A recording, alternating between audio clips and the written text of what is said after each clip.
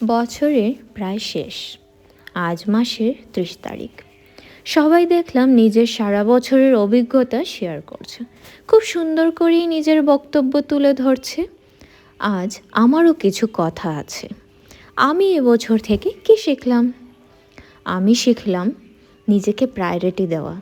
আমি জানতাম না কিভাবে নিজের বাউন্ডারিটাকে সেট করতে হয়, তাই এবছর আমি খুব ভালো করে শিখলাম। এবছর শিখলাম লোকের মতামতকে, তোমাকে তুচ্ছ ফিল করানোর মতো কুরুচিকর কথাগুলোকে পাত্তা না দিতে। ছোট্ট ছোট্ট বিষয়ে কান্না করা, মুখ ভার করা মেয়ে থেকে একজন দায়িত্ববান মা হতে। আর জানলাম আমি কতটা স্ট্রং ফিজিক্যালি নয়, মেন্টালি। এবছর অনেক ঝড়ঝাপটা পার করলাম, কিন্তু হার মানিনি। অলমোস্ট ডিপ্রেশনের পথেই ছিলাম, বাট পথটা পার করেই এলাম।